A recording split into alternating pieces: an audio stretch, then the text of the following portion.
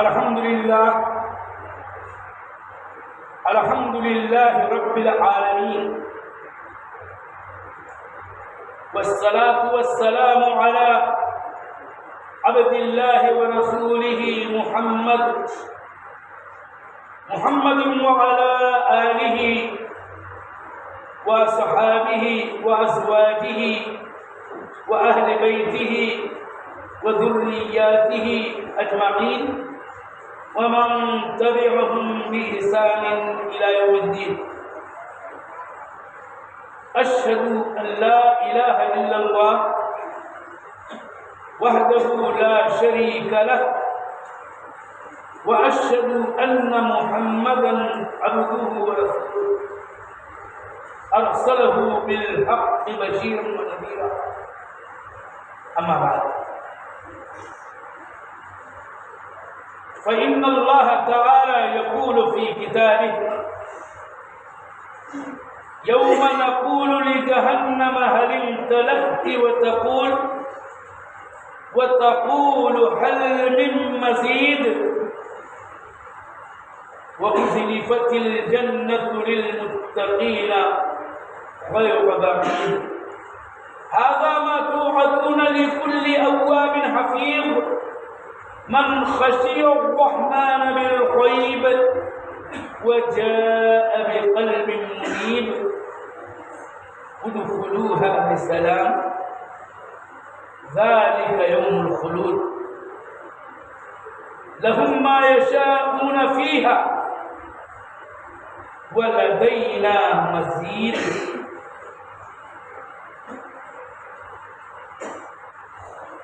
وقال تعالى: تلك الجنة التي نورث من عبادنا من كان تقيا.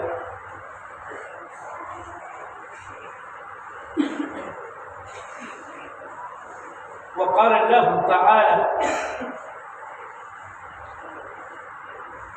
وقد روي هذا عن رسول الله صلى الله عليه وسلم فيما يرويه عن ربه: أعددت لعبادي الصالحين ما لا عين رأت ولا أذن سمعت ولا خطر على قلب بشر. والحديث صحيح.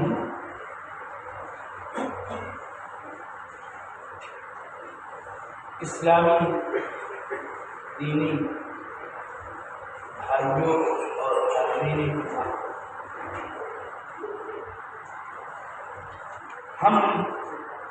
اللہ تعالی کی تعریف کرتے ہیں، اسی سے مدد مانگتے ہیں، اسی سے اپنے گناہوں کی مغفرت طلب کرتے ہیں۔ جس کو اللہ ہدایت دے اس کو کوئی گمراہ نہیں کر سکتا، اور جس کو اللہ جل وعلا گمراہ کر دے اس کو کوئی اور ہدایت نہیں دے سکتا۔ ہم رسول رحمت نبی خاتم احمد مصطفیٰ محمد مصطفیٰ صلی اللہ علیہ وسلم پر صلاۃ و سلام پڑھتے ہیں۔ آج کے خطبے میں سورہ قاف کی چند آیات کی دراصل ترجمانی کرنا چاہتا ہوں، جو ابھی دوسرے خطبے میں حمد و صلات و شہادتین کے بعد میں نے پڑھی۔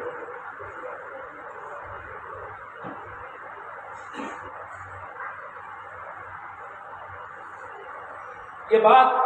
یاد رہے کہ ایمان اور ایمان کے ارکان میں سے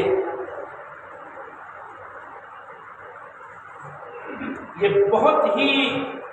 اہم ترین مسئلہ ہے، ایمان کا جو رکن ہے، یوم آخرت پر ایمان لانا، الایمان بالیوم الآخر۔ یہ بہت ہی عظیم الشان ایمان کا رکن ہے، اور ایمان بالیوم الآخر میں سے، اس کے مسائل و امور میں سے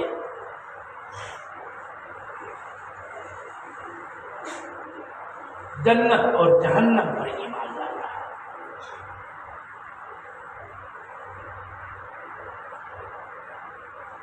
اور یہ بات یاد رہے، میں آپ کو پورے علم و یقین کے ساتھ یہ بات بتا رہا ہوں کہ وہی کامیاب ہے جو اللہ تعالیٰ کے فضل اور اس کے رحمت سے جنت پائے گا، اور وہی سب سے ناکام اور گھاٹا اٹھانے والا ہوگا جو اپنے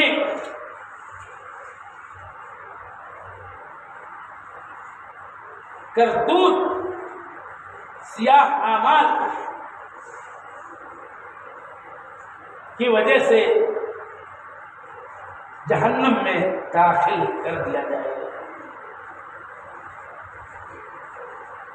اور اس بات کا ذکر کتاب اللہ کی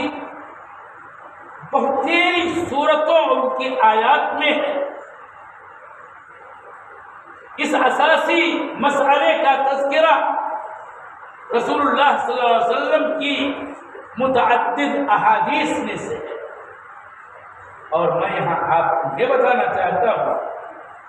کہ خطبہ جمعہ جو اللہ تعالیٰ کی بڑائی بیان کرنے کے لیے، اس کی وحدانیت کا ذکر کرنے کے لیے ہے، وہیں ذکر و نصیحت کے لیے ہے، اور ذکر و نصیحت قرآن کی اور قرآن کی آیات کی روشنی میں، اللہ جل وعلا کے کلام کی روشنی میں نصیحت سب سے بہترین نصیحت ہے اس کے لیے جو اللہ تعالیٰ سے، اللہ تعالیٰ کی وعید سے، اللہ تعالیٰ کی دھمکیوں سے، اللہ تعالیٰ کے پکڑ کی باتوں سے ڈرتا ہے۔ وَذَكِّرْ بِالْقُرْآنِ مَنْ يَخَافُ، تم نصیحت کرو قرآن کی روشنی میں، قرآن سے، قرآن پڑھ کے، قرآن کی آیتیں سنا کر کے، قرآن کی آیتوں کا معنی پتا کر کے، ان کو جو یہ اللہ کا کلام ہے، اللہ کہہ رہا ہے جو میری وعید سے ڈرتے ہیں۔ میں ایک اور اصولی بات بتا رہا ہوں، اور اس بات کا ذکر اس سے پہلے بھی کر چکا ہوں کہ جمعرات بہت اہم ترین رات ہے، بندوں کے اعمال اٹھائے جاتے ہیں۔ جمعہ کا دن سب سے افضل ترین دن ہے، اور اس سے متعلقہ مسائل و امور جن کی خبر رسول اللہ صلی اللہ علیہ وسلم نے ہم کو دی ہے، اور اس دن کے تعلق سے جو آپ کا اسوہ حسنہ ہے، آپ کے جو اعمال ہیں، اور ان اعمال کے کرنے کا ہمیں اور آپ کو حکم میں دیا ہے، اور اسوہ مصطفیٰ صلی اللہ علیہ وسلم کی روشنی میں ہمیں آپ کی اتباع کرتے ہوئے، اور آپ کی اتباع کرتے ہوئے اسی عمل کو انجام دینا ہی چاہیے۔ اس تعلق سے خالی ایک بات کہ جمعرات کی عشاء میں سورہ جمعہ سورہ منافقون آپ پڑھتے تھے، یہ بات میں پہلے بھی کہہ چکا ہوں۔ فجر کے اندر سورہ الف لام میم تنزیل السجدہ اور سورہ دہر کی تلاوت کیا کرتے تھے، جمعہ ہی کے دن سورہ کہف کی تلاوت والی بات بالکل صحیح طور پر ثابت ہے۔ جمعہ کے خطبے میں اللہ کے نبی صلی اللہ علیہ وسلم کے جو خطبے ہوئے کرتے تھے یہ سورہ کاف پڑھ دیتے تھے، وہی خطبہ ہے۔ اور یہ شرف ہم اہل حدیثوں کو حاصل ہے کہ اس مصطفیٰ کی ابتدا میں سورہ کاف کی جمعہ کے خطبے میں تلاوت کرتے ہیں، پورا کرنا چاہیے، اس کا کچھ حصہ کیا جاتا ہے، یہ بھی شرف کی بات ہے۔ جمعہ کی نماز میں پھر سورہ اعلیٰ سورہ غاشیہ کی تلاوت یا سورہ جمعہ سورہ منافقین کی تلاوت۔ اور میں اتنی بات یاد دلا کے یہ کہنا چاہتا ہوں کہ ان صورتوں میں بہت سارے مضامین ہیں، لیکن میں ایک ہی مضمون کی طرف اشارہ کرنا چاہتا ہوں کہ ان تمام صورتوں میں کہیں نہ کہیں جنت کا ذکر ہے اور جہنم کا ذکر ہے، جنت کی نعمتوں کا تذکرہ ہے اور جہنم کے عذاب کا اور اس کے انواع و اشکال کا تذکرہ ہے کہ جنت والوں کے لیے یہ نعمتیں اور جہنم والوں کے لیے عذاب کی یہ قسمیں ہیں۔ تو میں آج خالی سورہ کاف کا یہ حصہ آپ کو تلاوت کر کے سنانا چاہتا ہوں، اس کا ترجمہ، اور یہ بتانا چاہوں گا کہ میں جنت کا ذکر خالی کرنا چاہتا ہوں۔ اچھی بات کہ جنت میں جانے کا راستہ ہے، جنت میں جائیں گے کون، کن خصلتوں کے حامل،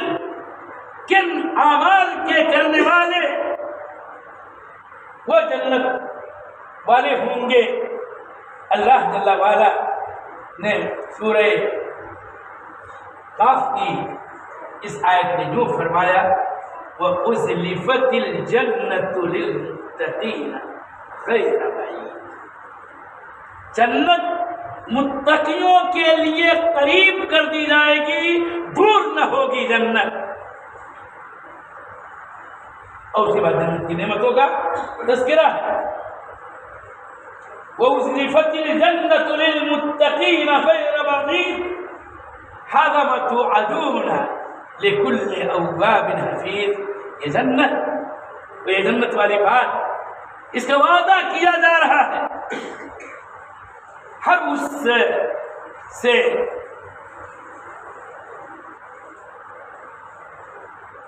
جو اللہ تعالی کی طرف رجوع کرنے والا، پلٹنے والا، اس کی طرف ہٹ کے آنے والا، لکل اواب، اواب کہتے ہیں لوٹنے والا، حفیظ جو حفاظت کرنے والا ہو، نگہبانی کرنے والا ہو، من خشی الرحمن بالغیب، جو رحمان اللہ تعالیٰ کے ناموں میں سے ایک نام، جو رحمان سے ڈرتا ہو، من خشی الرحمن بالغیب، جو اللہ رحمان کریم سے ڈرتا ہو غیب کے ساتھ، دیکھا نہیں رحمان،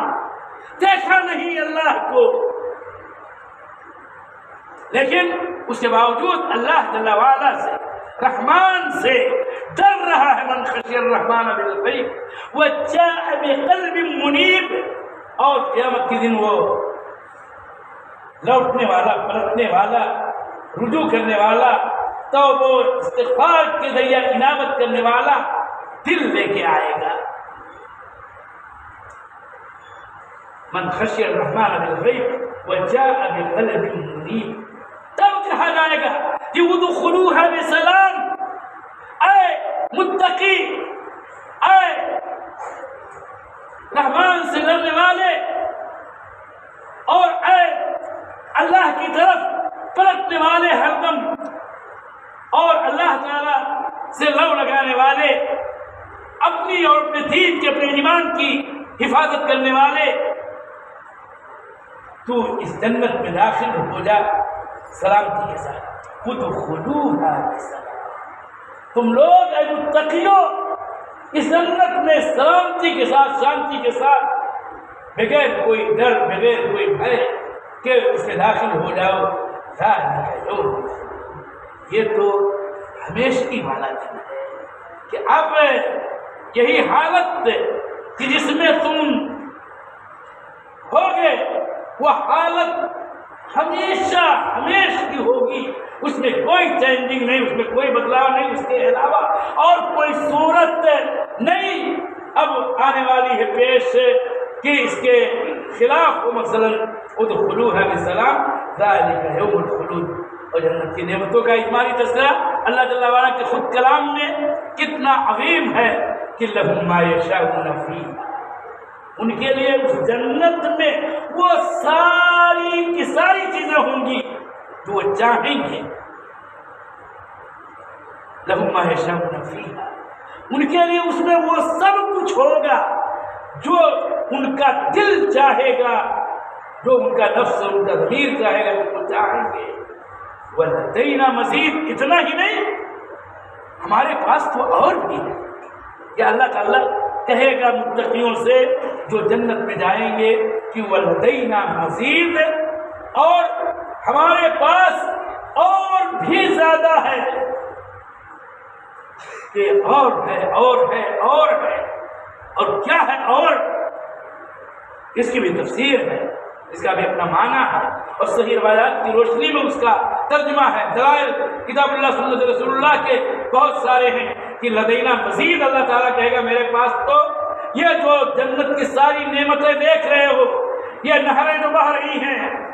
اور ساری چیزیں جس کا ذکر قرآن میں اور حدیث میں بڑی تفصیل کے ساتھ آیا، میں اس تفصیل میں جانا چاہتا، لیکن اللہ کہے گا ہمارے پاس اور زیادہ ہے۔ اہل جنت کہیں گے کہ اللہ تعالیٰ تم نے تو اتنی نعمتیں دے دی ہیں کہ اب اور کیا ہے؟ تب اللہ جل وعلا کہ وہ سب سے عظیم نعمت ظاہر ہوگی اہل جنت کے سامنے کہ جس کے آگے ساری نعمتیں کم ہوں گی، اور وہ یہ ہوگی کہ مومنین متقین اہل جنت رب جل وعلا کو، اللہ جل وعلا کو دیکھیں گے۔ یہ دیدار الہی اور اللہ کو دیکھنا یہ سب سے بڑی نعمت ہوگی جو جنت میں اہل جنت کو ملے گی۔ میں اصل تو یہ بات آپ کو بتانا چاہتا تھا کہ میرے دینی بھائیوں، ابھی آپ نے بہت سارے خطبوں میں، تقریروں میں دوسروں کے سنا ہوگا کہ جنت کا راستہ ایسے گزرتا ہے، تو وہی میں بات بتانا چاہتا تھا اس آیت کی روشنی میں، اور یہ کہ جنت متقیوں کے لیے، جنت متقیوں کے لیے آیتیں بہت ساری ہیں جس میں اس بات کا ذکر ہے کہ اللہ تعالیٰ سے ڈرنے والے متقی بندوں، پرہیزگار بندوں ہی کے لیے جنت ہے۔ تلک الجنت التی نورث من عبادنا من کان تقیا، جنت ہم اس کا وارث بنائیں گے اپنے بندوں میں سے اسے جو تقی، ڈرنے والا، پرہیزگار، اللہ تعالیٰ کا خوف، اس کی خشیت دل میں بٹھانے والا، اسی کو تو متقی و تقی کہا جاتا ہے۔ اس آیت مریم سے بھی یہ بات ثابت ہو رہی ہے کہ جنت کے وارث وہ بنیں گے جو صاحب تقوی ہوں گے، وہ صاحب تقوی ہی۔ ان للمتقین مفازا، لفظ دیکھیے، تو اس کے بعد پھر جنت کا تذکرہ ہی سورہ نبا میں، جس کو ہو سکتا ہے ہمارے بچوں کو، ہمارے بعض لوگوں کو یاد بھی ہو، ان للمتقین مفازا، کہ بے شک متقیوں ہی کے لیے کامیابی ہے۔ اور اس کے بعد جنت کا ذکر لگ بھگ آخری سورت تک آیا ہی ہے کہ ان کے لیے اس میں یہ ہوگا وہ ہوگا، وہ قواعد اترابا کا سندھا سے لے کر کے آخر تک میں زور آپ کا دل و دماغ کا زور اس طرف کھینچنا چاہتا ہوں کہ جنت متقیوں کے لیے ہے۔ اور پھر ایک سوال کا بس کافی ہے کہ متقی کس کو کہتے ہیں، متقی کون ہے، کتاب و سنت کی روشنی میں متقی وہی ہے جو اسلام اور ایمان کے اوپر صحیح معنوں میں قائم ہو، ایمان کے ارکان پر قوی اعتقاد رکھتے ہوئے اور پختہ یقین و اعتماد رکھتے ہوئے اسلام کے ظاہری تمام اعمال کو بجا لاتا ہو۔ اور اگر ہم قرآن عظیم کی تعبیر اور اللہ کے کلام کی روشنی میں اگر دو جملوں میں بلکہ دو ورڈ میں اگر بات کہیں متقیوں کی تو یہ ہے کہ ایمان والے اور عمل صالح والے لوگ متقی کہے جاتے ہیں۔ اور آپ کی توجہ ان تمام آیات کی طرف کھینچنا چاہتا ہوں کہ اس کا آغاز یوں ہوتا ہے، اور اس طرح کی آیتیں بہت ساری قرآن میں ہیں کہ ان الذین آمنوا وعملوا الصالحات لهم جنات تجری من تحتها الانہار۔ آیتوں کا خاتمہ کئی طرح کا ہے، سیدھی سادی بات ہے، بے شک وہ جو ایمان لائے ہیں، جنہوں نے نیک عمل کیا ہے، ان کے لیے ایسی جنتیں ہوں گی جس کے نیچے نہریں جاری ہوں گی۔ میں یہ دو ورڈ کی طرف آپ کی توجہ کھینچنا چاہتا ہوں کہ ایمان اور عمل صالح اسی والے جنت میں جائیں گے جن کے ہاں ایمان ہوگا۔ ایمان کا مطلب یہ ہے کہ سارے تقاضے ایمان کے اور سارے مسائل ایمان کے ان پر پختہ ایمان ہو۔ اور عمل صالح جو دوسرا ورڈ ہے اس کا مطلب یہ ہے کہ جو نیک تمام اعمال کو درجہ بدرجہ، اور ان میں سے نماز ہے، زکوٰۃ ہے، روزہ ہے، حج ہے، اور اس طرح کے اور بھی جو دیگر فرائض ہیں، پھر اس کے بعد مستحبات کا درجہ آتا ہے، اور اس کے بعد تمام نیک اور فضیلت مند اعمال کا آتا ہے۔ وہی لوگ ہیں کہ جو ایمان اور عمل صالح والے ہیں۔ آخری وقت ختم ہو رہا ہے کہ سوال یہ ہے میرے دین بھائیو، جب متقی ایمان اور عمل صالح والے کو کہتے ہیں، کیا ترک نماز یا عمل صالح کی بات ہے؟ کیا نماز کو چھوڑنا، غفلت اس سے برتنا اور اس میں سستی کرنا اور اس کو صحیح معنوں میں پابندی کے ساتھ نہ ادا کرنا، کیا یہ تقویٰ کی بات ہے؟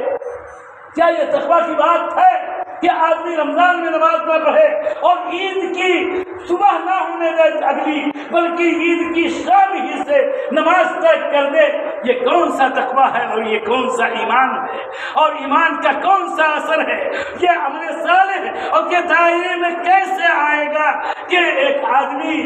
رمضان بھر نہ کہ فرائض بلکہ بعض ہی صحیح، کمی ہی صحیح، تراویح جو بہرحال فرض نہیں ہے، واجب نہیں ہے، لیکن ایک اسلام کا شعار ہے یقیناً،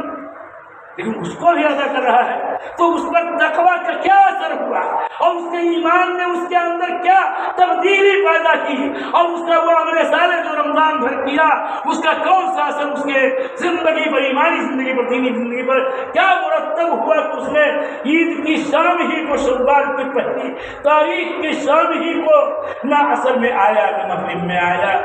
اس کا مطلب یہ ہے کہ وہ روزے کا مقصد جو تقویٰ تھا، تقویٰ کی بو اس کی زندگی میں نئی اچھی بسی، اور جنت ان کے لیے ہے جو اللہ کے متقی بندے ہیں۔ اس لیے اتنی ہی بات پر میں اتفاق کرتا ہوں اس گزارش کے ساتھ کہ اپنے دین کو سمجھنے کی ضرورت ہے اور دین دار بننے کی ضرورت ہے، اپنے آپ کو مسلمان بنا کے جینے اور مسلمان کی حالت میں مرنے کی ضرورت ہے، اور پھر یہ سمجھنے کی ضرورت ہے کہ آپ مسلمان مومن کہتے کس کو ہیں، جب تک یہ سوال خود عاقل بالغ انسان اپنے آپ سے نہیں کرے گا، اور خالی کسی گھر میں پیدا ہو جانا اور خالی جمعہ پڑھ لینا، خالی رمضان میں مان لیجیے تراویح پڑھ لینا اور دیگر نمازوں کے ساتھ مہینہ بھر، یہ نہ دین ہے، نہ ایمان ہے، نہ اسلام ہے، نہ تقویٰ ہے، سب کچھ نہیں ہے۔ تو وہ جنت جو ایمان اور عمل صالح والوں کے لیے، وہ جنت جو متقیوں کے لیے ہے، وہ جنت کیا ملے گی؟ آخر ترک صلاۃ جو خلاف تقویٰ ہے، خلاف ایمان ہے، خلاف عمل صالح ہے، انہی کے بارے میں تو قرآن کریم نے آیتیں بہت بے شمار ہے، متصل کی آیت کافی لڑا دینے کے لیے کافی ہے کہ ما سلککم فی سقر، تم آئے جہنم میں؟ اہل جنت پوچھیں گے جہنم سے، قالوا لم نکن من المصلین، کہیں گے ہم مصلی نہیں تھے، گویا ہمارے اندر نماز کی عادت نہیں تھی، ہم اس کے پابند نہیں تھے، اور اس طرح سے گویا ہمارا ایمان نہ کامل تھا اور نہ ہمارا عمل صالح تھا، نہ ہمارے اندر تقوی والی بات تھی، اس لیے ہم جہنم میں آئے ہیں۔ لم نک من المصلین۔ تو اس خطبے کے ذریعہ میں یہ بات بتانا اور سمجھانا چاہتا ہوں اپنے آپ سے بھی اور اپنے دینی بھائیوں سے کہ مسلمان بن جاؤ ظاہری طور پر۔ ابواب زندگی تو بہت سارے ہیں، لیکن کم سے کم فرائض کے عادی تو بن جاؤ، پابند بن جاؤ کہ اسلام آپ کا معتبر رہے اور ایمان آپ کا سالم رہے، اور اس طرح سے اللہ جل وعلا سے بجا طور پر ہم امید کریں، اور امید اسے کرنی ہی چاہیے کہ وہ ہم کو جنت دے گا۔ لیکن اس کے جو اسباب ہیں، کتاب و سنت کے اندر جنت میں جانے کے جو وسائل ہیں، جو شرعی اسباب ہیں، اس کو اپنانا پڑے گا، تب اس کے بعد اللہ تعالیٰ سے امید کرنی پڑے گی، اور یقین امید کرنا ہی چاہیے کہ وہ تو بہت غفور الرحیم ہے اور اس کی رحمت بہت وسیع ہے، اس کی رحمت کی وسعت کے ناطے ہم گنہگار بھی اس سے امید کریں، لیکن کم سے کم اساس بنیاد تو موجود ہو، گرچہ دیواروں اور کھڑکیوں میں ساری خرابیاں بھی اگر موجود ہوں تب بھی، لیکن بنیاد تو سالم ہو۔ اور صلاۃ ایک ایسی عبادت ہے، ایک ایسا فریضہ ہے کہ اگر اس کو ڈھا دیا گیا ہے تو گویا ہم نے بنیاد کو ڈھایا ہے، لہذا نماز کے پابند بنو۔ اور نماز ہی کی بات نہیں، یہ تو ایک مثال ہے، گردے کے تمام فرائض اسلام، شاعر اسلام کے پابند بنو کہ اللہ جل وعلا کے مومن اور مسلم بندوں میں شمار ہو اور متقی بندوں میں شمار ہو، وہ بس۔ اسی لیے اللہ تعالیٰ نے کہا حدیث، اس کو حدیث قدسی کہا جاتا ہے، اسی کا ترجمہ کر رہا ہوں، اور اس سے یہ نتیجہ بھی نکلتا ہے کہ اللہ تعالیٰ نے کہا کہ میں نے اپنے صالح بندوں کی وہ نعمت تیار کر دی ہے، جنت، یعنی وہ جنت، ایسی جنت کہ جس کو نہ کسی نگاہ نے دیکھا، نہ کسی کان نے سنا، نہ کسی انسان کے دل پر اس کا کھٹکا ہوا۔ یہاں لفظ صالحین پر ہماری آپ کی توجہ ہونی چاہیے کہ اللہ تعالیٰ نے جنت جو تیار کیا ہے وہ اپنے صالح بندوں کے لیے۔ اور میں یہی بات بطور نصیحت کرنا چاہتا ہوں کہ یہ کون سی صالحیت اور یہ کون سا صلاح، یہ کون سی بہتری، یہ کون سی زندگی ہے کہ ہم چند دن، چند مہینے، ایک مہینے نماز پڑھیں اور 11 مہینے نماز چھوڑ دیں۔ تو کیا صالح نیک ترجمہ فارسی لفظ ہے صالح کا، کیا نیک بندوں میں سے ہمارا شمار ہوگا؟ اللہ کے نزدیک رکھنا چاہیے۔ چلیں ہم اور آپ، اور یاد رہے کہ امید بات ہے لیکن امید کی بنیادیں ہوں، ورنہ یہود و نصارہ بھی کہتے تھے کہ ہم ہی جنتی ہیں۔ اللہ تعالیٰ نے ان کے اس بات کو یوں ٹھکرایا تھا کہ تلک امانیہم، یہ ان کی بس خواہ کی جھوٹی موٹی آرزویں ہیں۔ تو آرزویں صحیح ہونی چاہیے، آرزوؤں کے لیے بنیاد اور اساس چاہیے، اور وہ اساس ہے کہ ہم ایمان اور ارکان ایمان اور اسلام اور اس کے ارکان کے مطابق اپنی دین زندگی کریں۔ اللہ تعالیٰ ہم سب کو توفیق دے۔ وآخر دعوانا ان الحمد للہ رب العالمین۔ اللهم صل على محمد وعلى آل محمد كما صليت على إبراهيم وعلى آل إبراهيم إنك حميد مجيد، اللهم بارك على محمد وعلى آل محمد وبارك على إبراهيم وعلى آل إبراهيم إنك حميد مجيد۔ اللهم أعز الإسلام والمسلمين وأذل الشرك والمشركين، اللهم دمر أعداء الدين، اللهم اشف مرضانا ومرضى المسلمين واقض الدين عن المدينين، اللهم أصلح أنفسنا وأصلح أبناء الإسلام وبنات الإسلام وأصلح شباب الإسلام والشباب المسلمين۔ کہ اللہ تعالیٰ تو جو راہ راست رکھتے ہوئے ہیں سیدھی راہ دکھا دے۔ اللہ تعالیٰ جو بے نمازی ہیں ان کو نماز کی توفیق دے۔ کہ اللہ تعالیٰ جو پریشان حال ہے ان کی پریشانی دور کر، جو بیمار ہیں ان کو شفا دے۔ کہ اللہ تعالیٰ